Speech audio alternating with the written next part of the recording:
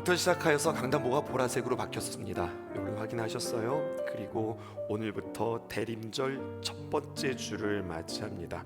대림절이라고도 이야기하고 강림절이라고도 이야기해요. 그리고 대림절기에는 양초 4개를 준비합니다. 그리고 진한 보라색부터 시작해서 양초를 하나하나 켜기 시작하는데요, 4개가 다 밝혀진 다음 우리는 성탄절을 맞이하게 되어져요. 각각의 양초마다의 이름이 있습니다. 가장 진한색 보라의 이 진보라의 양초는 바로 기다림과 소망의 양초라 해요.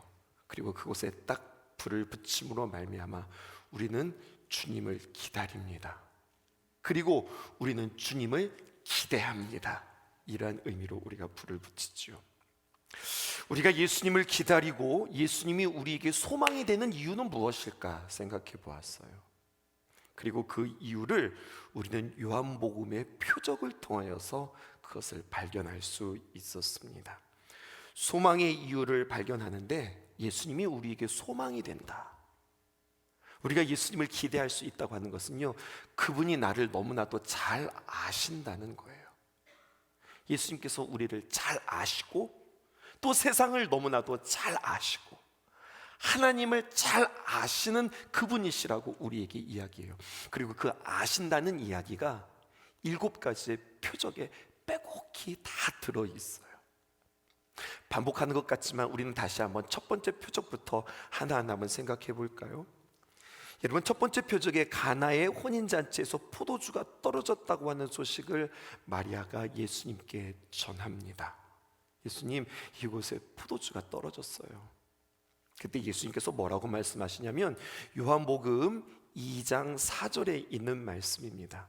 그때 예수님께서는 내 때가 아직 이르지 않았다, 이렇게 이야기하세요. 요한복음 2장 4절 말씀 띄워주실까요? 내 때가 이르지 아니하였다. 지금 내가 기적을 베풀 때가 아니라는 거예요. 아직 예수님이 사역 초창기라서 그런가? 근데 그 의미가 아닙니다. 이렇게 말씀하시는 것은 예수님의 역사는요, 자신의 마음대로 자신이 하고 싶은 대로 너희들의 요청에 의해서 기적이 이루어지는 것이 아니라 하나님의 기적은 하나님이 정하시고 하나님의 때에 나는 순종할 뿐이라는 이야기예요. 그렇게 예수님은 무엇을 아셨어요? 하나님의 때를 아시는 분이셨습니다. 두 번째, 왕의 신하가 예수님께 와서 자신의 아들을 고쳐달라고 당연히 요청하죠. 간절히 요청합니다. 그때 예수님께서 뭐라고 말씀하시냐면 그 왕의 신하를 향하여서 내 아들이 나았다, 이렇게 이야기해요. 이 왕의 신하는 자기가 원하는 대답은 아니었습니다. 하지만 믿고 나아갔더니 성경에는 이렇게 기록되어져 있어요. 요한복음 4장 53절에 그의 아버지가 예수께서 내 아들이 살아있다 말씀하셨던 그때가 그 아들이 낳았던 때임을 알게 되었다, 이렇게 성경이 기록하고 있어요. 예수님의 선포가 자신의 아들에게 그렇게 역사로 이루어짐을 그는 깨닫고 알게 되었다는 거죠. 아시는 주님께서 그들로 하여금 다시 한번 알게 하시는 역사를 오늘 성경에 이야기하고 있어요. 베데스다 연못에서 38년 된 병자에게 예수님께서 찾아가셨습니다. 그리고 물으셨어요. 요한복음 5장 6절에 보니까 예수께서 그의 누운 것을 보시고 병이 벌써 오랜 줄 어떻게 기록하고 있어요? 아셨다, 이렇게 표현하고 있거든요. 단순히 이 사람이 중병에 걸렸구나, 이것을 아신 것이 아니라, 여러분, 예수님의 질문이 뭐라고 하세요? 내가 낫고자 하느냐, 이렇게 질문하시거든요. 무엇을 아셨냐면 그의 마음을 아시는 거예요. 정말 너는 낫고자 하느냐? 내 마음에 깊은 상처와 내 마음 가운데 깊은 우울함과 내 안에 있는 여러 가지 억압으로 인하여서, 패배감으로 인하여서 내가 그렇게 누워있다고 하는 사실을 아느냐? 알지 못하는 그에게 다시 한번 알게 하시는 주님의 찾아오심과 역사를 오늘 성경은 이야기하고 있어요. 그렇게 그들에게 알려주셨어요. 그래서 예수님이 소망인 겁니다. 모르는 우리에게 찾아오셔서 알려주시고 가르쳐주시고 하나님의 때를 가르쳐주시고 하나님의 역사를 가르쳐주시고 나의 상태를 알려주시는 분이 바로 예수님이세요. 그래서 우리는 그 예수님이 우리에게 소망입니다. 더 나아가 볼까요? 예수님의 제자들에게 생명을 얻게 하기 위하여서 너희들이 먹어야 할 것은 이 땅에 있는 떡이 아니라 빵이 아니라 생명의 말씀이신 예수님의 말씀을 먹고 살아가야 된다라고 물으시죠. 그리고 대답해 주십니다. 빌립에게 물으셨어요. 요한복음 6장 5절에서 6절에 있는 말씀, 예수께서 눈을 들어 큰 무리가 자기에게 오는 것을 보시고 빌립에게 이르시되 우리가 떡을 어디서 사서 이 사람들에게 먹이겠느냐. 야, 사람들이 많은데 배고프다. 이 사람들을 어떻게 먹이지? 질문하셨다고요. 그런데 의도를 성경은 우리에게 이렇게 이야기하고 있습니다. 그렇게 말씀하심은 친히 어떻게 하실지 아셨다. 빌립이 뭐라고 대답할지 아셨어요. 그의 생각을 아셨어요. 그의 계산을 아시고 빌립을 시험하신 거죠. 시험이라고 하는 것은 그를 괴롭게 만드는 것이 아니라 그로 하여금 그의 믿음을 자라게 하는 또 하나의 기회로 주님께서 삼으신 겁니다. 그래서 우리에게 소망이에요.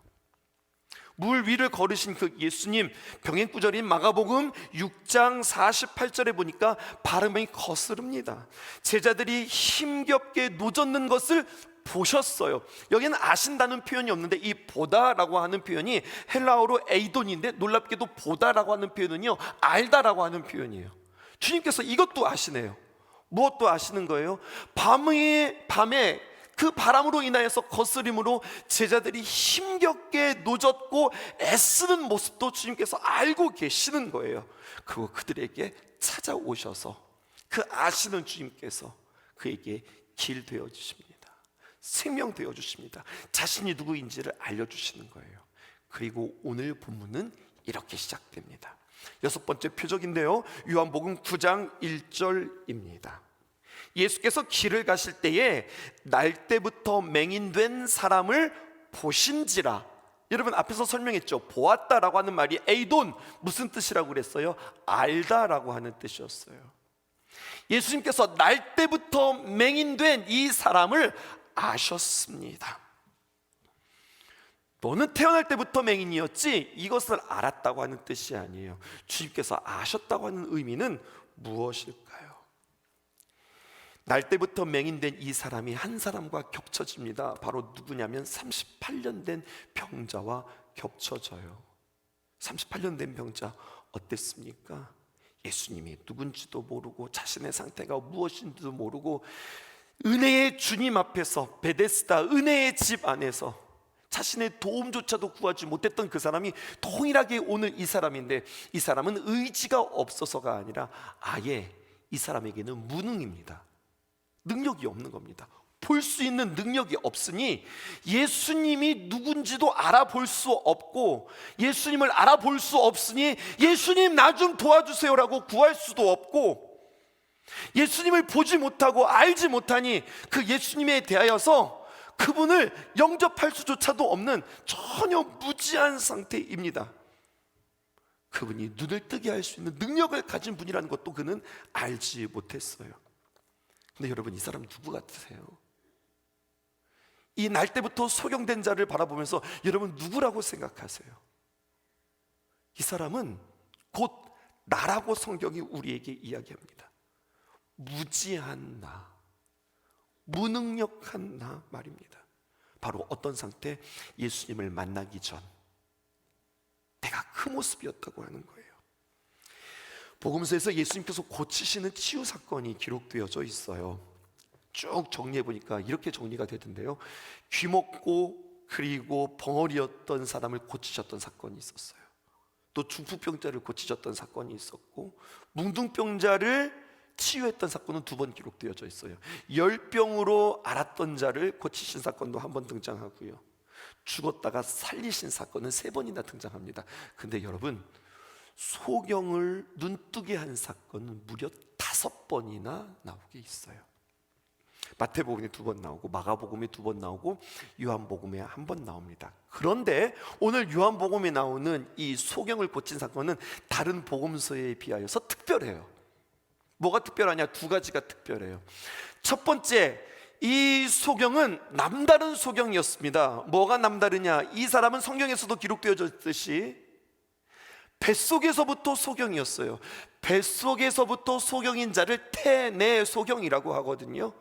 그런 자를 고치신 사건은 요한복음이 유일합니다. 또 한 가지는 소경을 고치신 사건의 분량이 약 한 10절 내외인데요, 오늘 성경을 보니까 이 소경을 고치신 사건은 요한복음 9장 전체 41절의 분량에 해당되어지는, 이 분량을 할애하면서 소경을 고치시는 이야기가 성경에 기록되어져 있어요. 그러니까 무엇이면 단순히 소경이 예수님 만나서 고쳤다라고 하는 이야기가 담겨져 있지 않다는 이야기예요. 무언가 강조되어지고 있다는 뜻입니다.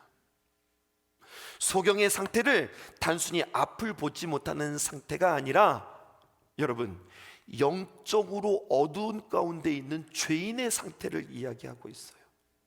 죄인의 상태가 어떤 상태인지 이것도 7가지 모든 표적 가운데 다 드러나 있어요. 죄인의 상태는 어떤 상태인지 아십니까? 혼인잔치처럼 당황스럽습니다. 왕의 신하처럼 절망스러울 수밖에 없습니다.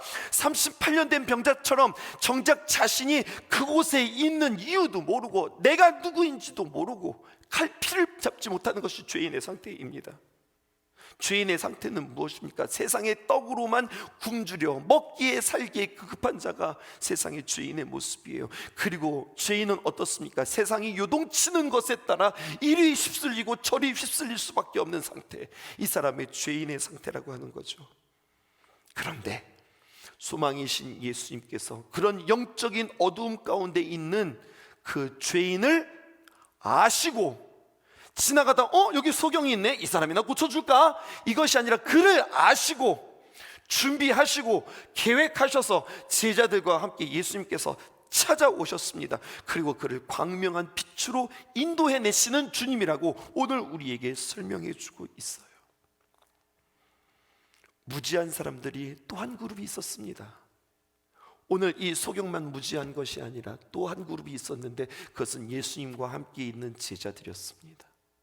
제자들은 사람의 마음도 헤아리지도 못하고 뿐만 아니라 이 사람의 상태도 헤아리지 못한 상태에서 그냥 생각나는 대로 자신들의 경험대로 이렇게 질문하죠.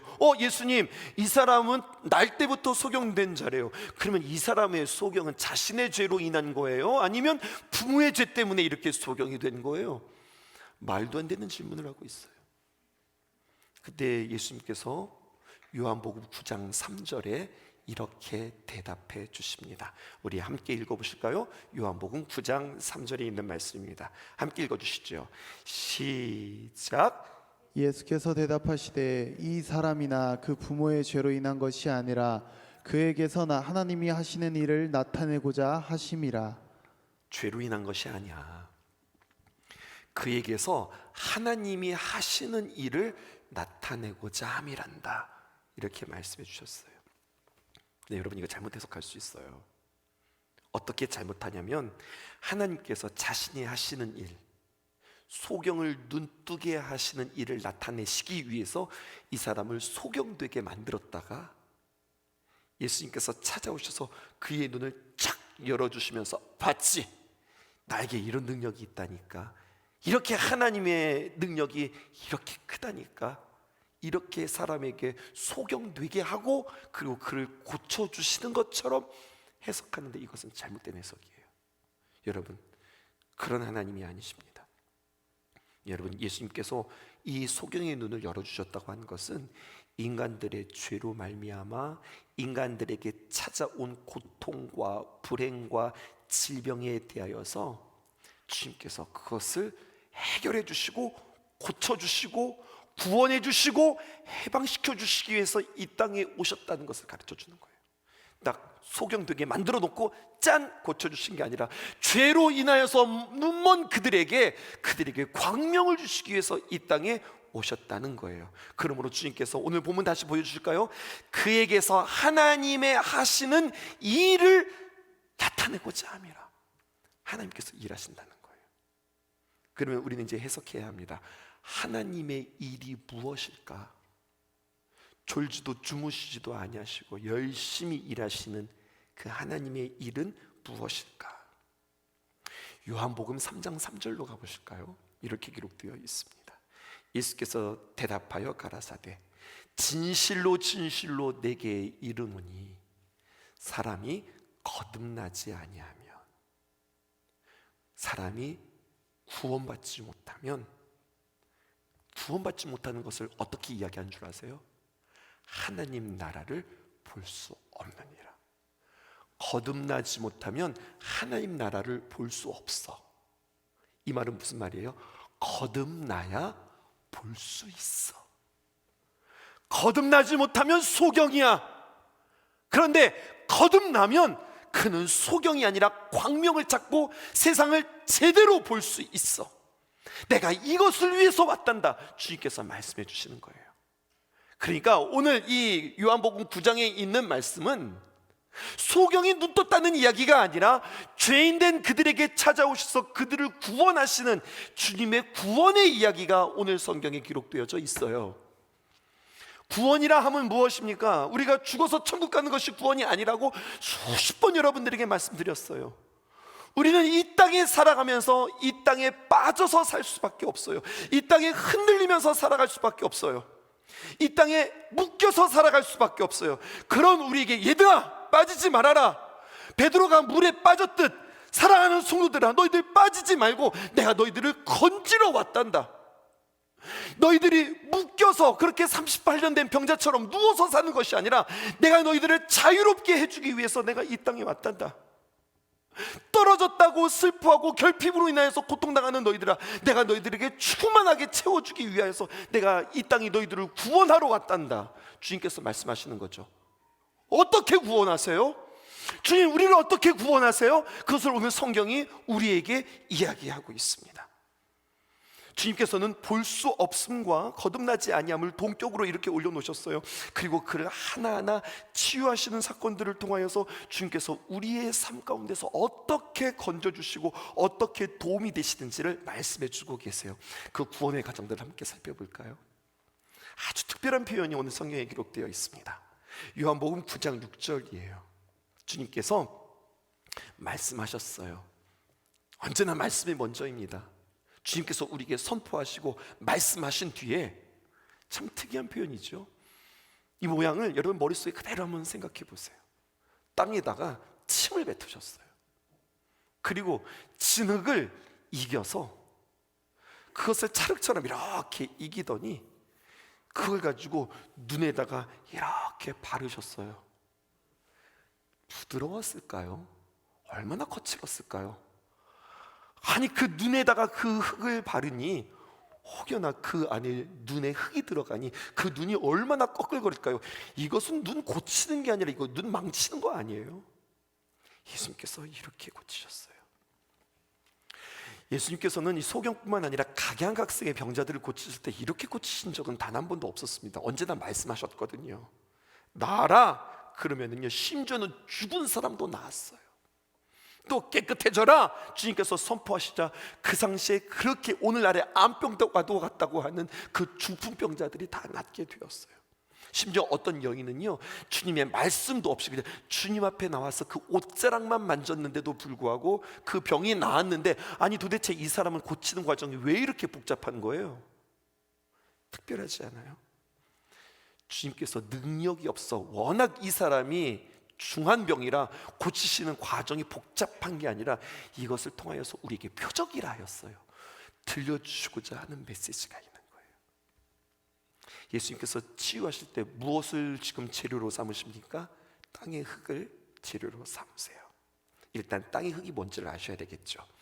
창세기 3장 18절에서 19절로 넘어가 보십시다. 이렇게 기록되어 있습니다. 이 본문의 위치는 이미 아담과 하와가 선악과를 따먹고 타락한 상황이었습니다. 이렇게 기록하고 있어요. 땅이 흙이라고도 표현할 수 있는 이 땅이 내게 가시덤불과 엉겅퀴를 낼 것이라. 내가 먹을 것은 밭의 채소인즉. 19절입니다. 함께 읽어보실까요? 시작.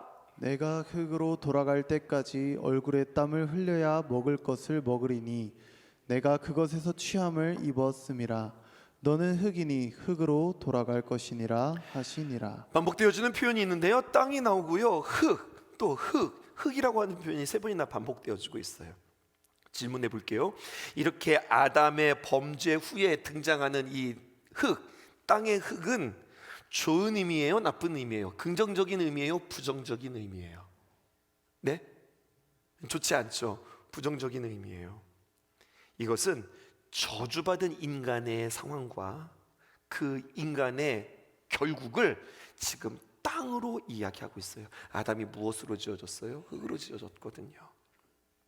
그런데 이 흙에 예수님께서 침을 뱉었다라고 하는 이 표현을 말씀을 묵상하는데 이렇게 다가왔어요. 어떻게 다가왔느냐? 예수 그리스도 자신과 흙을 섞어버리는 사건으로 해석을 하는 거죠.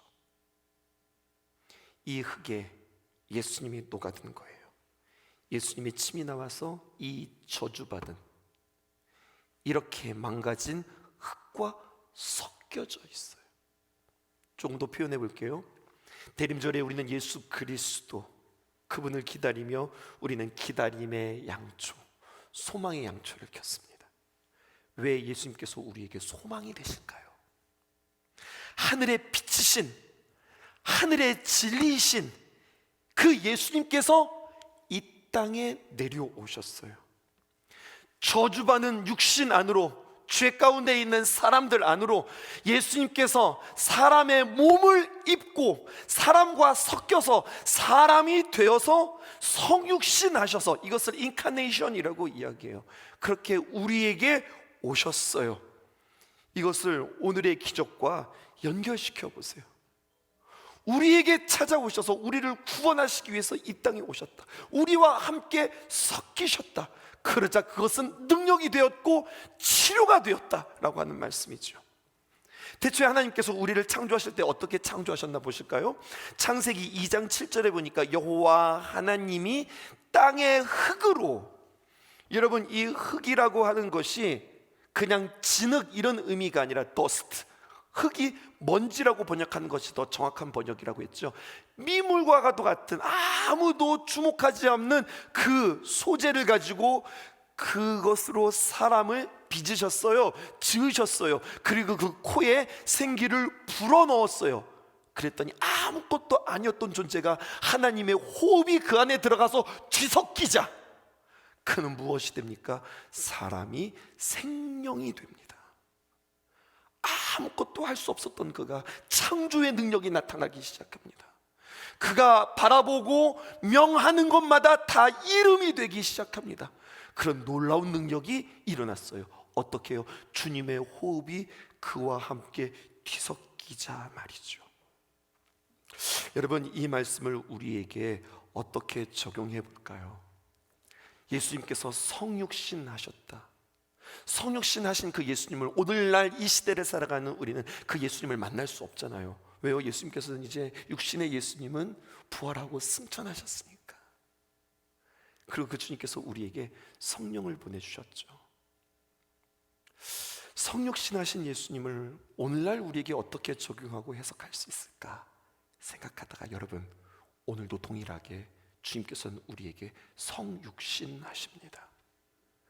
그것은 바로 우리에게 성령을 통하여서 말씀으로 우리에게 임해 주세요. 우리의 삶의 각자의 삶 속에 우리 모든 삶을 아시는 그 주님께서 우리에게 찾아와 말씀하세요. 그리고 그 말씀으로 우리를 치유해 주십니다. 그런데 그 말씀이 어떤 성격을 가지고 있는가, 성경은 우리에게 이렇게 이야기합니다. 예수님께서요 땅에 침을 뱉으시고 흙을 이겨서 그 눈에다가 그 흙을 발랐어요. 그랬더니 갑자기 그의 눈이 땅 하니 떠진 게 아니었어요. 또 하나의 미션을 주세요. 뭐라고 이야기하냐면 요한복음 9장 7절에 있는 말씀입니다. 함께 읽어보십시다. 시작. 이르시되 실로암 못에 가서 씻으라 하시니, 여러분 그에게 가서 실로암 못에 가서 너 눈이 그렇게 진흙으로 발려졌으니 씻어라, 이렇게 이야기하는 거예요. 그랬더니 이 소경, 이름도 없는 이 소경은 룰루랄라 하면서 이 실로암 못에 가서 얼른 씻었지요. 어려운 이야기예요, 여러분. 아직 눈이 떠져 있는 상태가 아니에요. 어떻게 찾아가요? 다정하신 우리 주님께서 그의 손을 붙잡고 실로암 못으로 지금 이끌고 가시는 것이 아닙니다. 그냥 말씀하세요. 명령하셨어요. 실로암 못에 가서 씻어라. 거기가 어딘데요? 어떻게 가야 되는데요? 누구랑 가야 되는데요? 전혀 알지 못한 상황입니다. 어떤 답을 주시지 않았어요. 그냥 그 말만 믿고 그는 걸어가야 하는 겁니다. 물어 갔을까요? 사람들에게 도움 받아서 갔을까요? 실로암못에 딱 도착했는데 실로암못은 우물이 아니라니까요. 우물이라고 하면 더듬더듬해서 두레박을 내려서 그래도 그 눈 감은 상황에서 그래서 물을 길러서 자신의 눈이라도 씻죠. 실로암못은 우물이 아닙니다. 연못이에요. 거기에 가서 씻으려면 여러분 또 한 번의 위험수당이 그에게 있어요. 위험부담이 그에게 있어요. 제가 좀 위험수당이라고 그랬어요? 위험부담이 그게 있는 거예요. 사람도 연못에 가서 잘못 헛디디면 빠지기 쉬운 겁니다. 근데 이 소경이 그 연못에 가서 또 씻으라니요. 이건 얼마나 힘든 일이에요. 이건 얼마나 어려운 일이에요. 그런데 그는 예수님의 말씀에 의지하여 순종하여 그곳에 가서 씻습니다. 이 당황스러운 명령은, 이 어려운 명령은 여러분 물속에 빠져서 죽는 명령이 아니라 물에 씻겨서 정결하게 되어지는 명령이었어요. 말씀이 육신이 되어서 오늘 우리에게 주님께서 말씀하십니다. 우리에게 도전하십니다. 하나님의 말씀의 자리로 나오는 것은 마치 소경이 실로암 연못가에 가는 것처럼 이게 만만한 일이 아니에요. 우리 얼마나 열심히 달렸어요. 믿음의 행군해서 하여튼 이곳을 꽉 채워서, 그것도 새벽에 생전 새벽 기도에 한 번도 해보지 않았던 사람들이 하여튼 속해별로 묶어야 된다니까 자리별로 다 라벨링을 했다니까 그냥 거기에 나와가지고 열심히 한 주를 끝냈단 말이에요. 그리고 뜨겁게 우리는 기도했네요. 그랬더니 끝나자마자 또 우리는 또 지방을 대표하는 교회잖아요. 지방성회가 주일 저녁부터 시작하여서 수요일까지 계속 달려갔어요. 그리고 오래간만에 주일날 오늘 저와 여러분들을 만났는데 또 우리 목사님이 이렇게 이야기하셔요. 오늘 저녁을 기대하세요.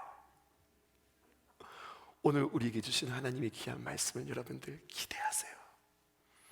한 손에 꼽는 강사라니까요. 막 이렇게 이야기하는 거예요. 그러면서 저는 제 입장이 아니라 여러분들의 입장에서 생각해 보았어요. 이게 많아지면은요, 익숙해지면은요, 지금 도대체 우리가 얼마나 열심히 지금 달리고 있는데 이게 우리에게 기회가 아니라 이게 부담이 될 수 있어요. 마치 누구처럼요, 실로암에 달려가는 이 소경처럼 말이에요. 근데 저는 알잖아요. 얼마나 귀한 집회인지, 얼마나 이것이 우리에게 소중한지. 말씀이 육신이 되어서 우리에게 도전하시는, 이런 도전은 계속되어지지는 않을 거예요. 이러면 우린 죽어요. 아니, 죽기 전에 제가 먼저 죽을 것 같아요. 계속되어지지는 않을 거예요. 근데 계속해서 우리에게 도전되어지는 이 자리에 여러분들이 이것을 어떻게 느끼고 계세요? 또 있는가 보다, 그런가 보다 라고 생각하세요? 아니면 이것은 나에게 다시 한번 눈을 뜰 수 있는 기회라고 생각하세요? 오늘 주님의 말씀이 저에게 그렇게 다가왔어요. 우리의 삶에 찾아오시는 주님. 우리 주님이 누구라고요? 우리를 너무나도 잘 아시는 주님.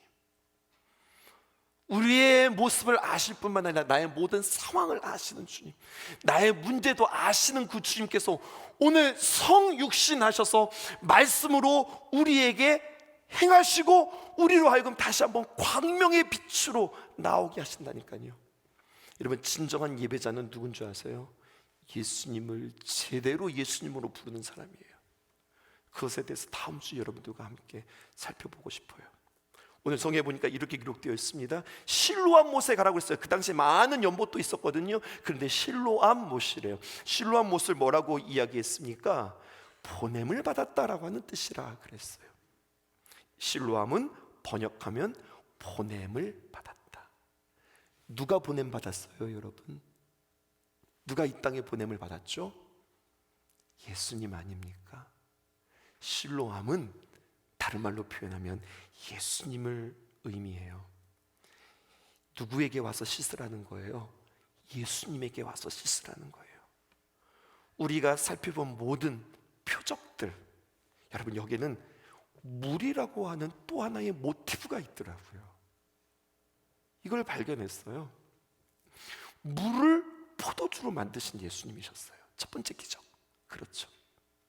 두 번째는요, 왕의 신하의 눈물을 주님께서 보시고 그 왕의 신하의 눈물을 보석으로 바꾸시는 역사가 두 번째 표적이었어요. 세 번째는요, 베데스다 연못, 또 물이네요. 그런데 베데스다 연못이 소망이 아니라 우리의 소망은 무엇이라? 진정한 소망은 예수님이라고, 진정한 은혜는 예수님께 있다고 우리에게 가르쳐주고 있어요. 네 번째 표적을 통하여서는요, 보리떡과 물고기로 먹고 사는 인생이 아니라 우리는 하나님의 말씀으로 살아가는 인생인데, 그렇게 우리에게 말씀을 주시기 위해서 예수님께서는 십자가에서 피와 눈물과 땀을 흘리시며 우리에게 진정한 생명의 말씀 되셨다는 이야기예요. 다섯 번째 표적 기억하세요? 이것도 또 물이 나오죠. 어떤 물입니까? 잔잔한 물이 아니라 뛰노는 바닷물이었어요. 근데 그것을 잠잠하게 하시고 세상에서 날뛰는 그 물을 밟으시고 그 위를 걸어오시는 예수님이셨습니다. 그리고 오늘 여섯 번째, 보냄을 받은 실로암, 그곳에 가서 씻으라. 다른 곳에 가서 씻지 말고 예수님께 나와서 씻으라. 주님께서 말씀해 주세요. 결국 씻어주시고 이기게 하시고 공급하시는 분이 바로 예수님이라고 우리에게 이야기해 주십니다. 그러므로 우리는 무엇을 소망 삼고 무엇을 목말라 하실까요? 오직 예수님입니다.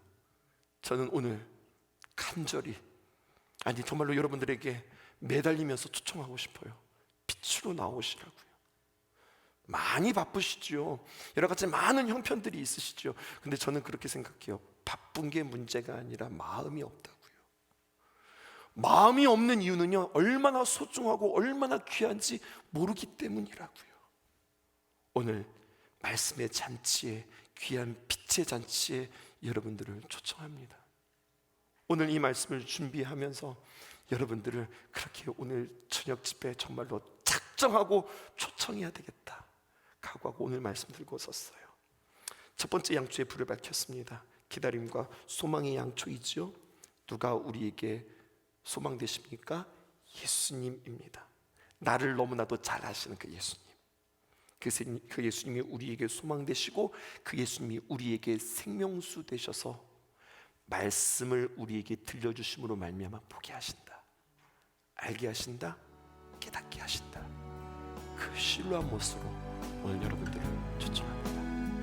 아무도 빠지지 마시고 그 은혜의 주인공 되시기를 주님의 이름으로 축복합니다. 빛이 없어도 환하게 다가오시는 주 예수, 나의 당신이여. 음성이 없어도 똑똑히 들려주시는 주 예수, 나의 당신이여. 당신이 있음으로 나도 있고, 당신의 노래가 머물므로 나는 부를 수 있어요. 주여, 꽃처럼 향기 나는 나의 생활이 아니어도 나는 당신이 좋을 수밖에 없어요. 주 예수, 나의 당신이여. 나는 없어도 당신이 곁에 계시면 나는 언제나 있습니다. 나는 있어도 당신이 곁에 없으면 나는 언제나 없습니다. 당신이 있음으로 나도 있고, 당신의